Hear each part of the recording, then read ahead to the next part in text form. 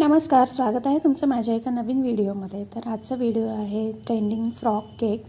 तर इथे मी तुम्हाला दाखवणार आहे. व्हिडिओ शेवटपर्यंत नक्की बघा आणि चॅनलला सबस्क्राईब नसेल केलं तर सबस्क्राईब करा आणि बेल आयकनला क्लिक करायला विसरू नका. तर सर्वात आधी मी इथे चॉकलेट फ्लेवरमध्ये केक बनवत आहे. सो क्रमकोट करून मी सेंटर कट केला आणि आडवे असे मी बेसवर लावून दिले. त्यावरती मी स्टिकच्या साहाय्याने मार्किंग पण करून घेतली.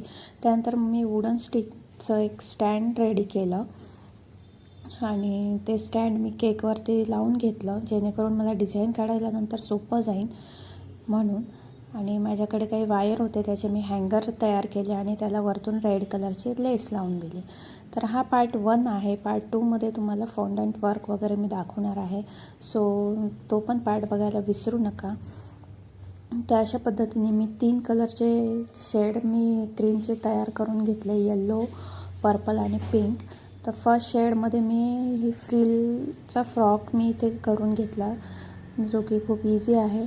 नूर नंबर 11 नोझलने मी हा फ्रॉक तयार करून घेतला फ्रिलचा. त्यानंतर इथे मी पिंक कलरचा स्टार फ्लावर जे असतात मोठे मोठे, नूर नंबर 1 नोझलने मी ते स्टार फ्लावर इथे काढून घेतले. सो खूप सुंदर दिसत होता हे पण.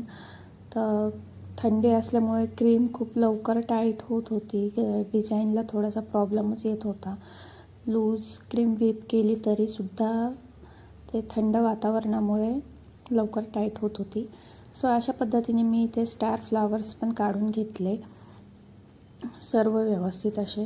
तुम्ही खूप सोपी डिझाईन आहे, जास्त काही झंझट नाही, इझी करू शकता. त्यामुळे जास्त काही अवघड नाही जात डिझाईन वगैरे काढायला. त्यानंतर मी इथे लीफ नोझलने फ्रिल काढायचा ट्राय केलं, पण माहिती नाही कशामुळे ते अडकत होतं. त्यामुळे मी ते परत क्रीम पूर्ण काढून घेतली आणि तिथे मी छोटा स्टार नोझल जे आहे, त्याला नंबर नाही आहे. सो अशा पद्धतीने छोट्या स्टार नोझलने मी इथे परत फ्लावर्स काढून घेतले छोटे छोटे, जे की आपल्या केकला सूट होतील. कलर कॉम्बिनेशन वगैरे खूप छान असा दिसत होता. तर तुम्हाला हा पार्ट 1 कसा वाटला हे मला कमेंट करून नक्की सांगा. चॅनलला सबस्क्राईब नसेल केलं तर सबस्क्राईब करा आणि बेल आयकनला क्लिक करायला विसरू नका. भेटूया पार्ट 2मध्ये. So bye bye and thank you for watching.